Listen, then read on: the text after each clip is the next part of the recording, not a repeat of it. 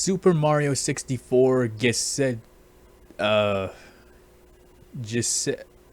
Star Revenge 0. This is a new world. Have fun while playing. Wow, you know it's bad when they actually have to tell you to have fun.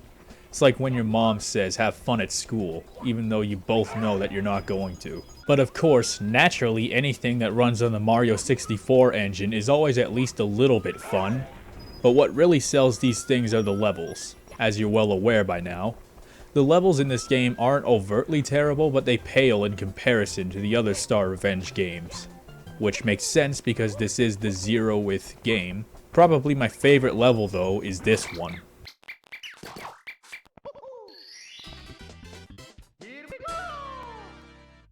Then you have other times where instead of actually making a level, it's just a regular level, but they put all the stars like right together at the start. But then, you get the Ouija board. You heard me.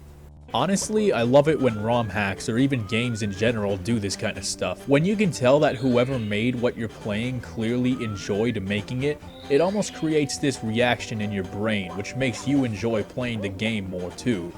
And that's the thing. If you don't enjoy making the content but you make it anyway, chances are the end result is not going to be that good. And that's because you can't force art.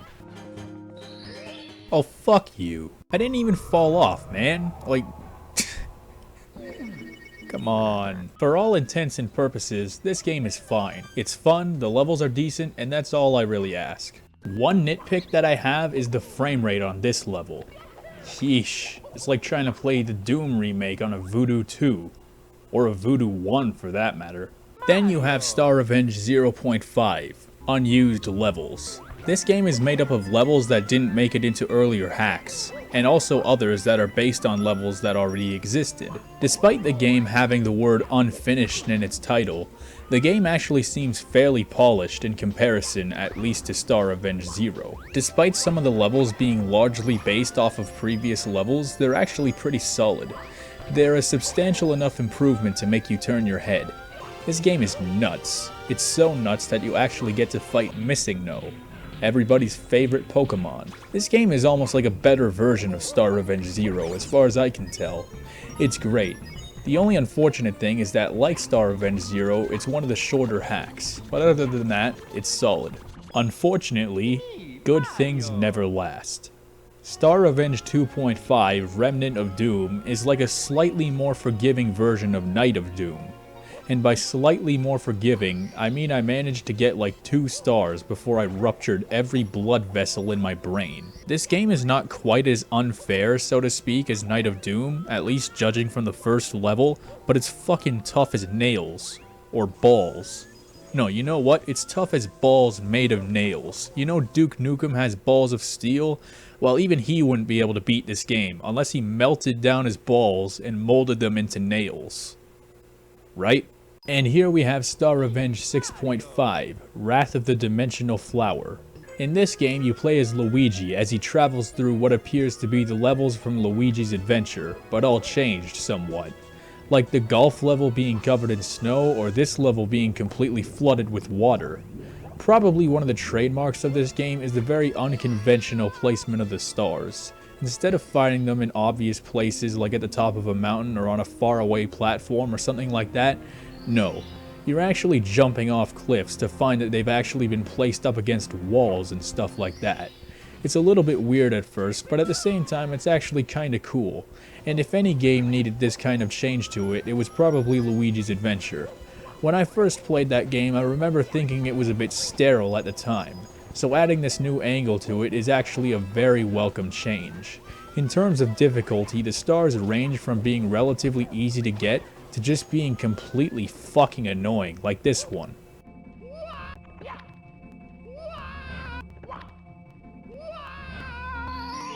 Overall, this game's pretty good. But of course you knew that already. And here we have Luigi Lost in Time. An entirely original hack, as far as I can tell. Whoa, holy shit, bro. I'm tripping, man.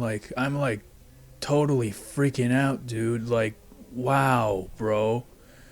Whoa, you know, maybe I should just stop, reviewing all these, ROM hacks, dude. Maybe I should just, like fucking finger paint or something, and you know, I'm just, yeah, you know what? Yeah, I'm just gonna like change my entire YouTube channel to like finger painting, man. Like, whoa. Okay, so this game is actually great.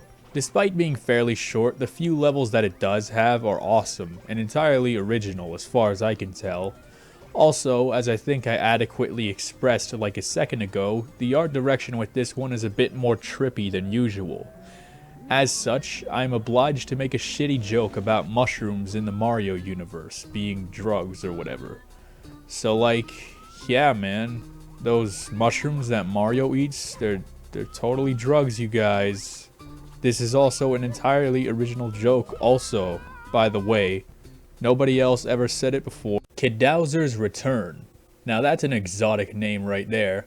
I swear, you never see a ROM hack called, like, Star Revenge 12.172, John Smith Ascends to Valhalla.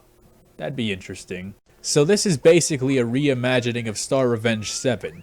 In this game, all the levels have been altered, and just like Wrath of the Dimensional Flower, the stars are often put in fairly unconventional locations, which again adds an interesting spin on the game.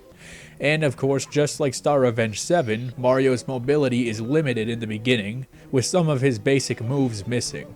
You have to find badges to unlock them. That, coupled with the weird star placements, makes for a unique experience. Well, at least as unique as you can get using the same engine.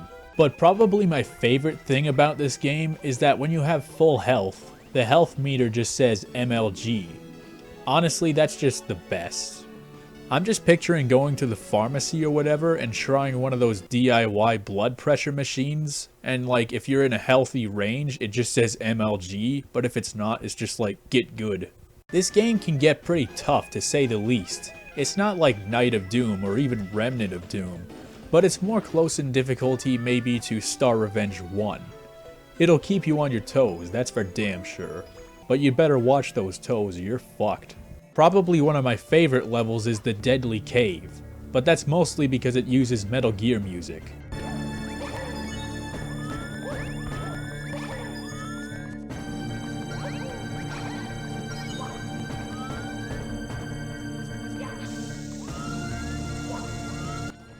Snake, you know who that is? You're kidding, right? It's Mario.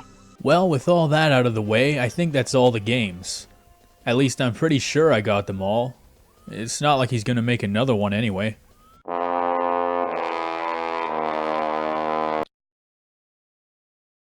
I just want to take this minute to thank you guys for watching and to apologize for this video being so late. I won't bore you with the details, but the thing is, this week has been busy as hell. That's the important thing.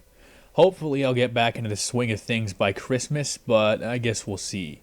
Also, in case anyone's interested, I have a Twitter now, so you can follow me for like video updates or just to see what kind of stupid shit comes out of my mind. And that's always fun, stupid shit. It's totally up to you. Alright, to be continued.